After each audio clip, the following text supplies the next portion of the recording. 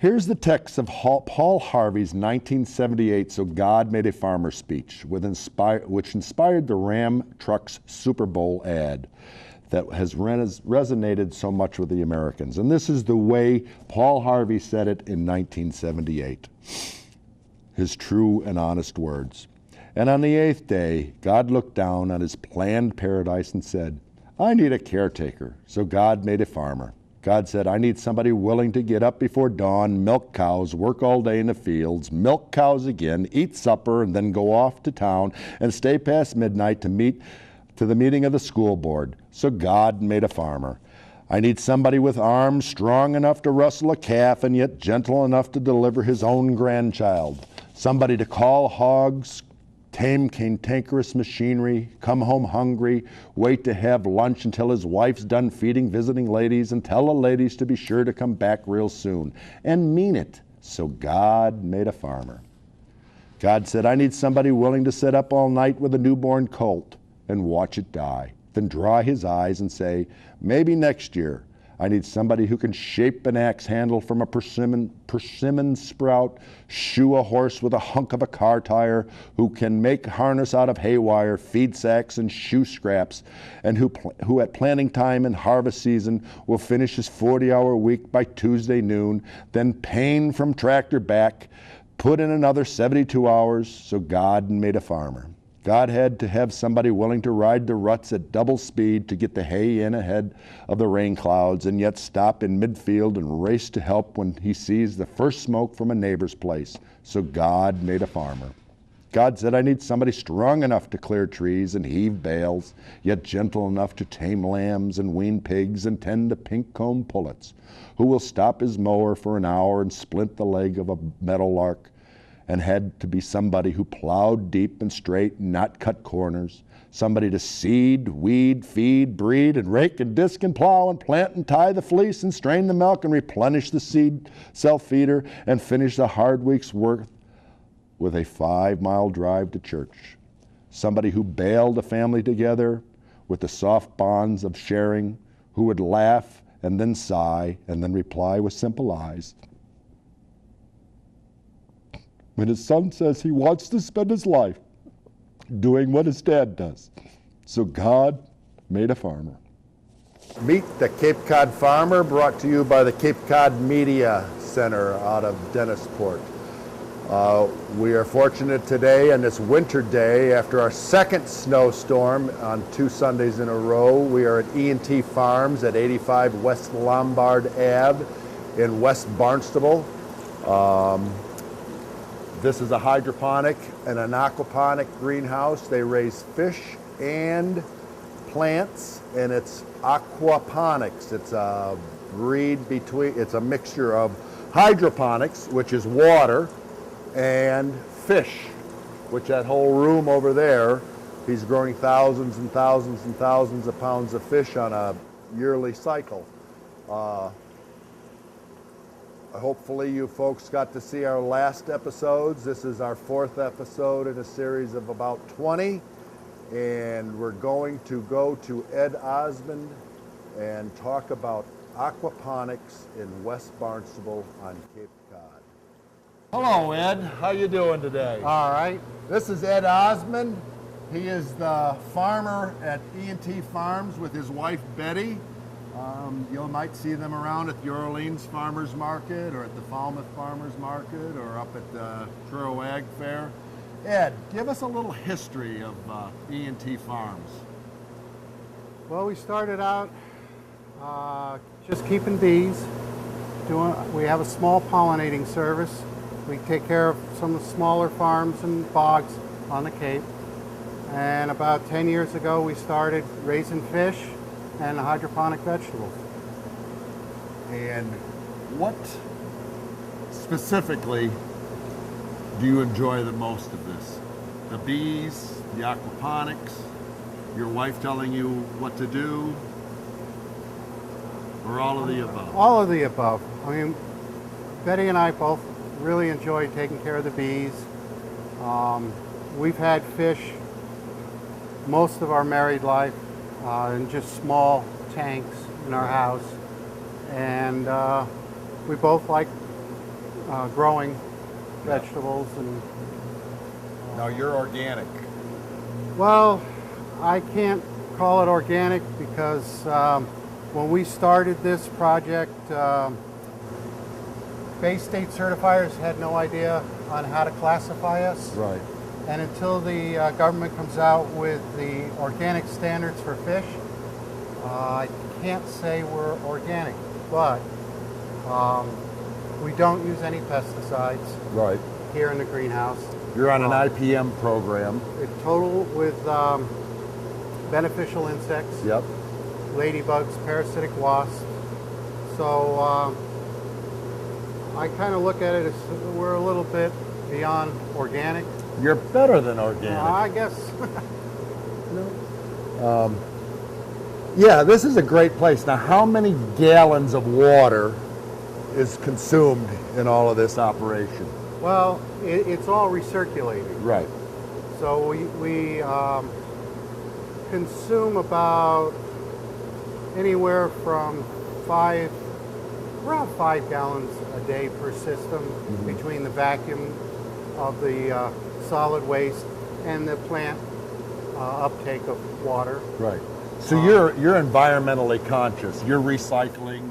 You're environmentally sustainable. You're not hurting the environment. All the nutrients come from the poop of the fish for your plants. Well, not exactly. The solid waste from the fish gets vacuumed off the system and goes out to a settling tank outside. Right. And then the water will continue on to some planting beds that we have cattails growing in. Right. The ammonias emitted from the fish and the waste are converted by our biological filters to nitrites and then into nitrates. The nitrate nitrogen is what the plants take up. So you're at the forefront of environmentally, consciously, organically growing and not hurting our environment and putting out the best product that a person can buy, that possibly consume. We feel so. We cannot, as I say, we can't use any pesticides because if we put a pesticide out here, it would end up in our fish tank. Right. And we cannot treat the fish with any antibiotics or any medicine, or they'd end up out here. Right. We can treat the tanks with salt and raise the salt level up, which will help fish with stress, but you can only bring it up so far, and then you're going to start burning your plants. Now you talk about stress. The blizzard of 2013, you were a little stressed out. Yeah, our generator has to be replaced. Yes. And so we have a transport pump that we can transport fish live, and it runs off our truck and puts air, into the tanks. So we just ran the truck by the window and put air stones in each one of the tanks and hoped that it was enough to keep them alive. And so far? So far, I mean, they got stressed, but so far we haven't had heavy losses from it. Right.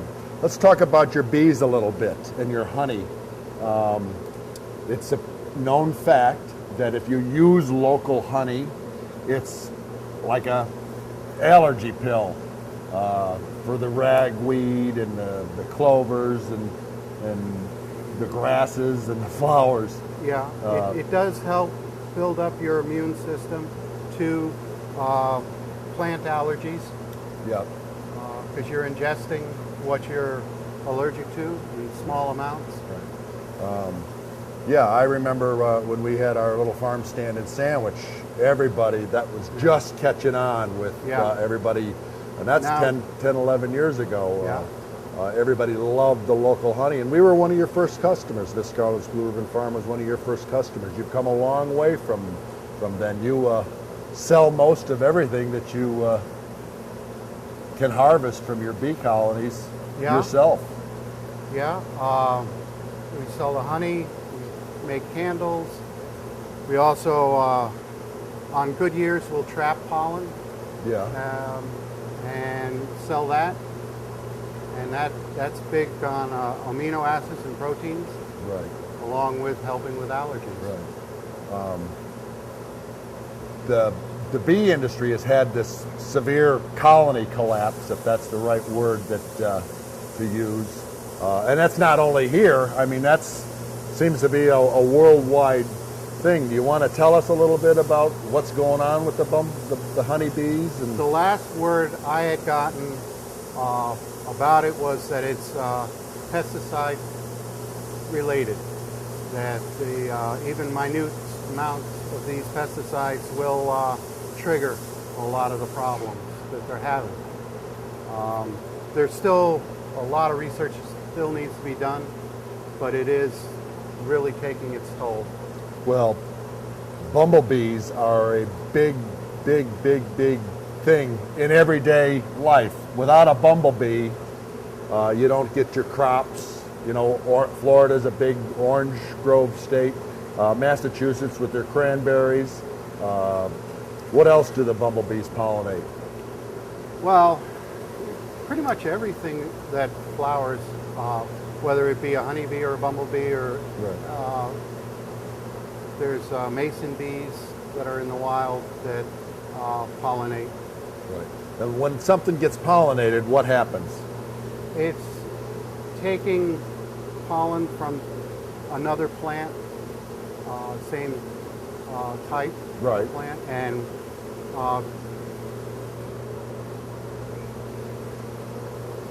it's hard for me to explain this one. They're making babies.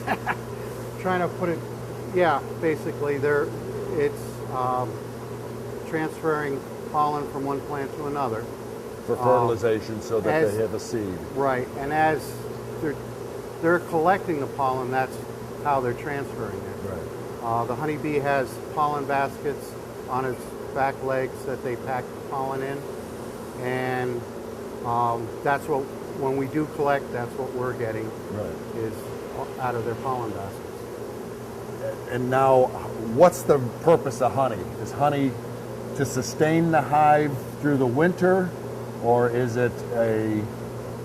Well, that is their food. That's their Along food. with the pollen is their protein. Their protein. But that's what they live on, the honey. And they live on the honey, and that's Right, supposedly how... Because everybody just thinks honey is honey, but honey is there's a reason behind honey, is that the honeybees make the honey so that in the winter, when they don't have flowers and they don't have places to pollinate, They have stores. They have stores in the hive, and that's why we can only take a relatively small amount. We want to leave at least 100 pounds of honey in the hive to go through the winter, Right. so they don't starve. Right. If you take too much, then come springtime, your colony will be starved to death. Right. Now you buy bees when you need bees, and they come Yeah. from a bee breeder. And Yeah, well, we get ours out of Georgia. Yeah. There is a movement to do more queen raising in the north, and the feeling behind that is that the genetics in that honeybee will be more resistant to the cold Right. than if you brought bees up from Georgia. Right. And there's a lot of truth to that. Right. Well, that's very interesting on the bees. You know, bees are the #1 pollinator. They help farmers with their apple orchards. They help farmers with their produce fields. They help farmers with their cranberry bogs. In the wild, they pollinate the flowers for your wildflowers and things like that. Let's talk a little bit about hydroponics now. What is hydroponics and aquaponics? This is all a hydroponic setup, but you use a little of aquaponics, which is fish. We use the water from our raceways. We're raising our fish, and we circulate it out here in the greenhouse. Hydroponics is really you're growing without soil. In this system, we use coconut husks and perlite as our growing medium. You need Right. something for the roots to hold on to. A stability, something Yeah. to stabilize the root. And it works well for lettuces, arugula, basil. We have found that it really doesn't lend itself to fruiting vegetables. There's your root system. Yeah. We ran some experiments in the beginning where I wanted to grow strawberries. Yeah. The makeup isn't good for a fruiting plant. We have beautiful strawberry plants, but no flowers, no fruit. We put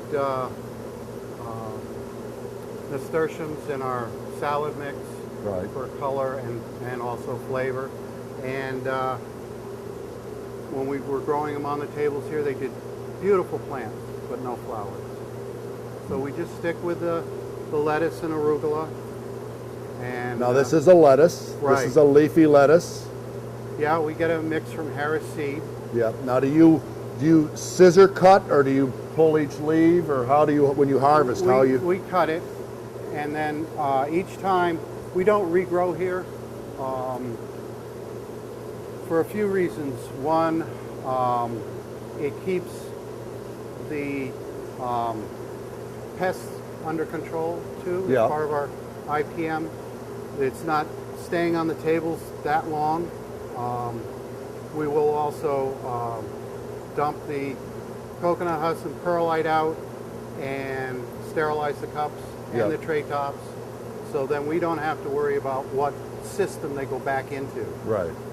So you're not cross-contaminating anything. Everything is all... This is a science.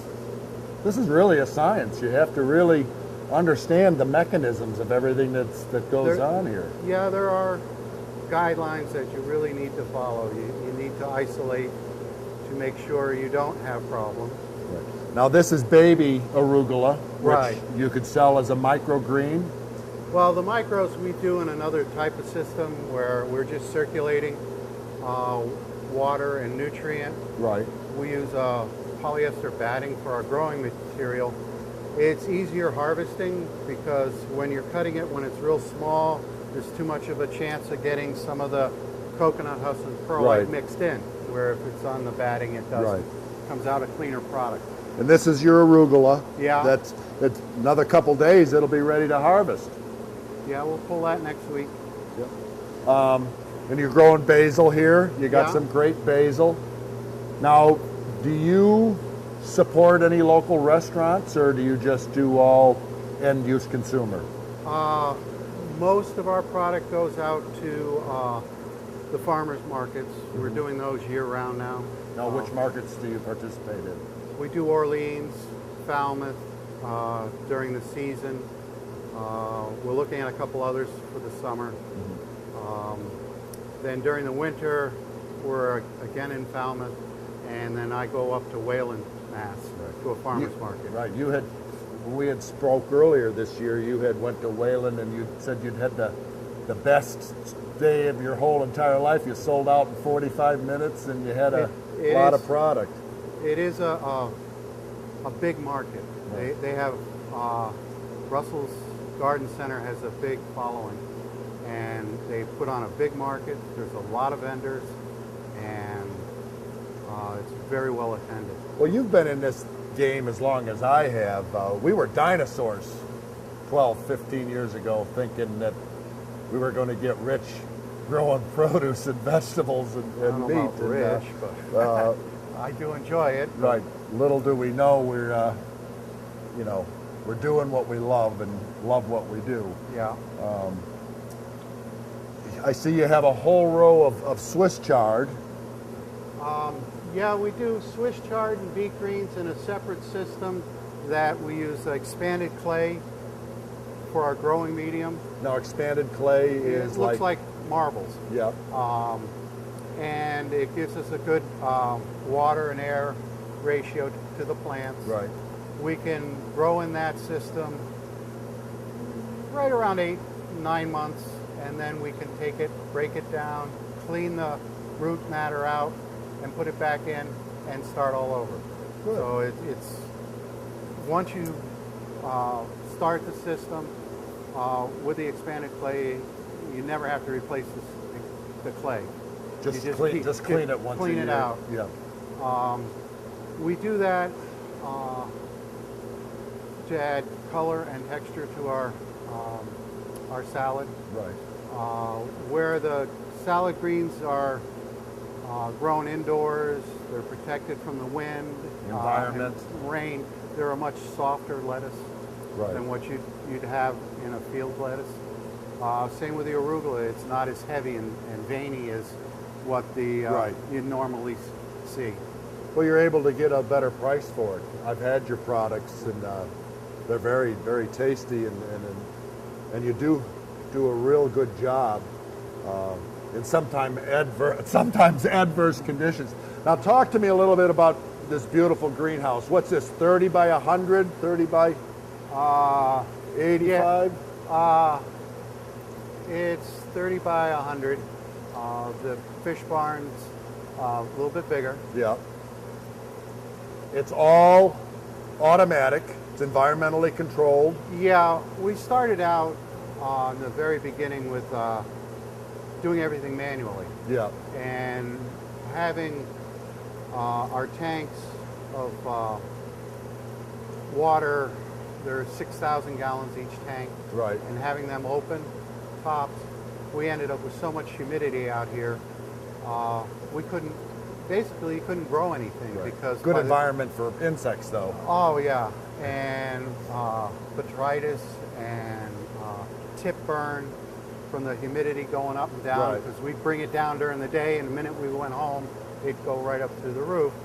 So we did make the investment in a computer, and the computer runs the greenhouse. Right. When even today, it's as cold as it is outside, the roof's open Right. right now, just to keep it Constant. from overheating. Now, when you say, environmentally, your ideal growing temperature, it'll set at its ideal growing temperature, be it 68, 72, whichever temperature that you Right. want. Your humidity, if you like 50% humidity or 62% humidity, you're able to set your humidity Right. factors because you have fans that will Well, draw out the... if the humidity goes up in the greenhouse, even in the middle of the winter, the computer will open up the side window and turn on the 2 gas furnaces. Right. Dries the air out. Dries the air out. And I thought when I first read that that's what it was going to do, it'd be too expensive. Right. I'd own the gas company along with the electric company. Right. And I really didn't see a difference in our gas bill. Right. And we were able to have a saleable product. Right. All year long. Yes. Yeah. Which is very important. Right. And you're doing it sustainably. You hire local folks. You're paying local folks. You're doing local farmers markets. You're selling your product to the local residents. The end-use consumers are local people. Along with the farmers markets, we do sell to a few stores, the smaller you're welcome to neighborhood say stores, that do a very good job year-round with our product too. Representing E&T Farms Yeah. and the local Yeah. entity. Where would those stores be? Because maybe some of the viewers would like to we're go in the there. Barnstable Market, Cape Cod Natural Foods, Dennisport Natural Foods, Chatham Natural Foods, with the salad greens and Right. basils, and they do a fine job. Right. Another small businesses on Cape Cod Yeah. trying to And buy fresh, buy local, sell they do. fresh, sell local. The managers do really try and support the local farming community. Right. Well, this is really interesting. I think if we get a chance, we should. All right, we're standing in front of E&T Farms fish barn, and there's 6,000 gallon tank fish ponds are growing there. And this over here is your environmental control, your greenhouse control system. That's your computer, the brains of the operation that operates the windows, the fans, the heat, and everything else. Yeah. So what type of fish is E&T Farms growing? Right now we're importing koi from Malaysia Yeah. at about 4 inches in size, and we isolate our shipments as we get them in. Quarantine them. Yeah. Send a sampling to a testing facility in Maine Yeah. where we have them checked to make sure they're clean. Right. And then once we get a clean bill of health, we start selling them. Yeah. And we go all the way up to, I've got some in there 18, 20 inches in size. Now these fish, are they for ponds at home? Yeah, they're ornamental. Ornamentals. We also bring in goldfish Yeah. from the U.S. That there's 3 different types of goldfish that we sell. Yeah. And we also, in the spring, will bring in tadpoles Yeah. and snails. For Really? Yeah, for the water garden market. Yeah. This year we will be selling the fish here at the farm, retail. Yeah. Up until this year, we've always been strictly wholesale. Right. But we're going to add some tanks outside and have them available. Now you used to raise tilapia. Tilapia, we've done quite a few different fish over Right. the years. Tilapia, we found the cost of energy and the cost of raising them was just too much. Yeah. You can bring them up from ponds down south cheaper than I can raise them here indoors. Right. Largemouth bass, we did those for a while. They were difficult because you'd get up to about 3/4 of a pound, and we were looking for about 1.25 pounds. And that last little bit would take a long time, almost 2 years. Right. They just hit that plateau at 3/4 of a pound, and Hover there. yeah, and you just kept feeding them, and Right. they just Well, and the price of feed is, in the last 3 or 4 years, the price of everything in agriculture has gone extremely high, and it's being reflected at the grocery stores and, Right. and at the markets. People are complaining about gas price, they're complaining about electric price, they're complaining about food price. But folks, just so you know, your food just doesn't miraculously appear at a grocery store. It doesn't miraculously appear at, at some little village market, A guy like Ed and Betty, a guy and a wife like Ed and Betty, they spend 7 days a week here, 365 days a year, tending to their livestock, their fish, tending to their crops, their produce, and the proof is in the pudding. When you buy fresh, buy local, you're getting a better nutritional value. Is it a little more expensive? Yes. But you're not getting lettuce that's been put on a truck and picked a week ago and drove across the Midwest in a semi-truck on Route 80 and ended up at a terminal in Boston, and then on a terminal in Boston it ends up on all these produce purveyor trucks and ends up at the grocery store, at a restaurant, or a little nice store. Let's get back to your fish.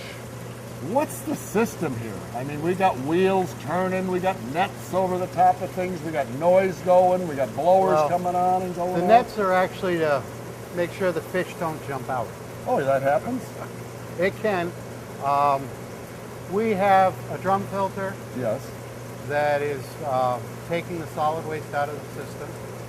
We have upwell pumps that are pulling the water through the filter side of the tank Right. and putting it back in the system. And when it does that, it strips the CO2 Yep. out of the water, adds oxygen at the same time. Oxygen is so the fish can Yeah. breathe and survive. Right. And we use baking soda to adjust the pH Right. in the water, keep it constant.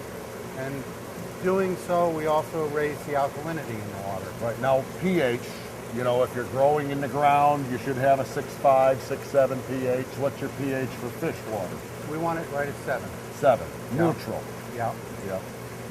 that's what we shoot for. It'll fluctuate a little bit. When we did the freshwater prawns, we let it go up to about 6.5. Yeah. Didn't see a any problems with the plants, letting it go up that much. Right. But it was better for the prawns to have it a little bit more. Well, this is very interesting. So we have a fish barn, we have a hydroponic greenhouse. How many acres of land? I know you're growing blueberries and other vegetables outside. Yeah. How many acres of land is on this farm? We're 5.5 acres. 5.5 acres, and you're utilizing how much of it? Probably around 3. 3 acres. Yeah, maybe a little more. And you're growing blueberries? Blueberries. Strawberries? No, we don't do strawberries. I tried them one year and just got tired of watching You ate too many of them. Watching the squirrels and the chipmunks eat them all.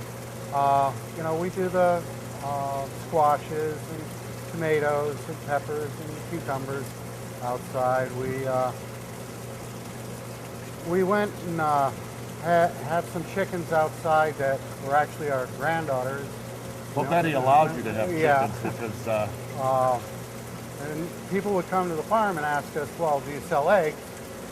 Well, when you only have 5 chickens, you don't really sell the eggs. Right. So we picked up some more, and we have the Aracanas.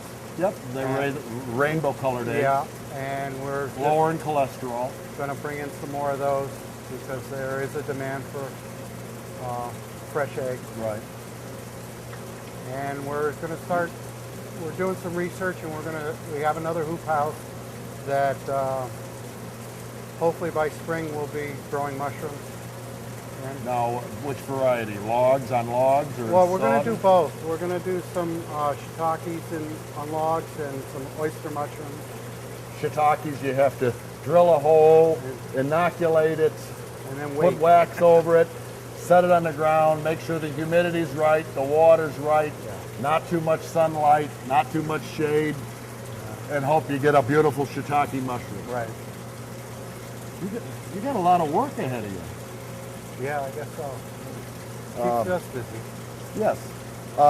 Ed, you're a director for the Cape and Islands Farm Bureau. Yeah. You are the scholarship, you're the head of the scholarship part of the Cape and Islands Farm Bureau. The Cape and Islands Farm Bureau gives scholarships away every year. Yeah. You might want to say something a little bit about what the scholarships are for kids going off to college. Well, we do have the program. It's very liberal. It doesn't necessarily have to be farming. It could be landscaping, and you can qualify under that. Right. There's also a toolship that if you're going to be going into landscaping business or agricultural business, we do have a toolship also. Right. We don't get that many applications, which surprises me with the way the economy is now, that we don't have more applications. For college, Yeah. right. And that's at the Cape Cod Farms website, which is the Cape and Islands Farm Bureau. If you, it's capecodfarms.com, and you can go there and look for the Cape and Islands Farm Bureau, and it'll have a scholarship application. And you can download that and you can mail that off to Ed.